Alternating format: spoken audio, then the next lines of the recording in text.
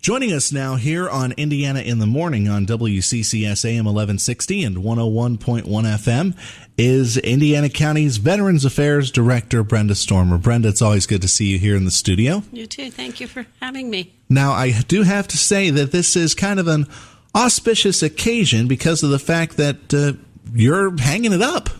Yeah, I am. After 44 and a half years. Has it always been with the Veterans Affairs Department? It's always been with the Veterans Affairs, yes. Wow. So what drew you to work with the VA in the first place? Well, I had a job interview for a position in the courthouse, and it happened to be in Veterans Affairs with Mr. Ron Butterbaugh, who was a director at that time.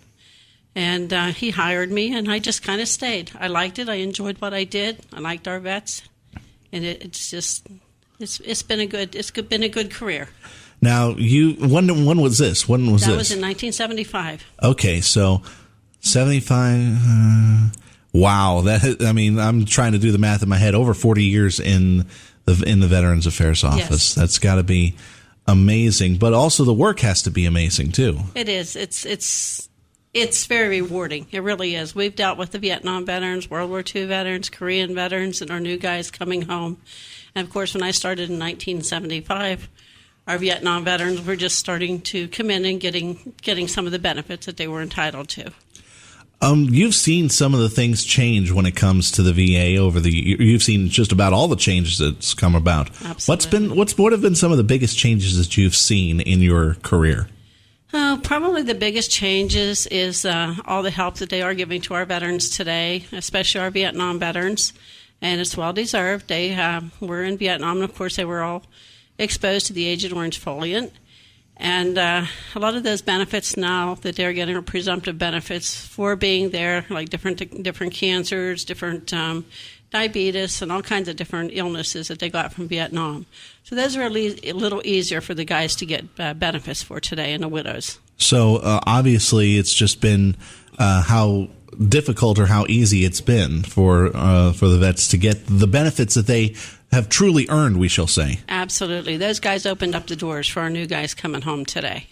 Talk about some of the people that you've had to work with. Mr. Butterbaugh, for example. You said that you started working under him. Yes. What was he like as a person? He was a World War II vet. Ron was different. He was a very nice guy. He had a lot of experience there. And, of course, he worked there for 48 years, I think, before he retired. But he was an awesome gentleman to work for. And talk about some of the other people that have kind of made an impact on you as you've progressed through your career. Many of our veterans, they've all made an impact on me. The hardest part of this job is leaving it because you made so many friends over the years, and I've gotten attached to a lot of people, a lot of groups, a lot of organizations. They've been a blessing. They've been easy to work with. I do think that that's kind of a common theme with with anybody who's retiring. They're going to miss the people. Absolutely. I know. I mean, when my mom and dad retired, I mean, it's very different from you retiring from your position after 40 years. But when my mom and dad retired, they said the one thing that they were going to miss was the people that they got to see every day. Absolutely, you will.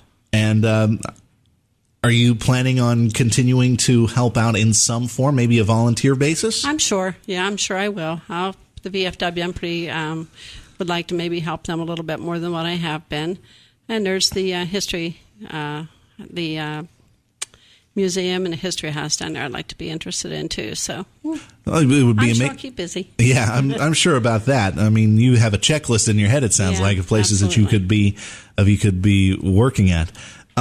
You've seen how records have changed as well. It used to be you filled out everything on paper. Now you can either do that or go to a computer or do it over your phone. Has it been easy keeping up with the times?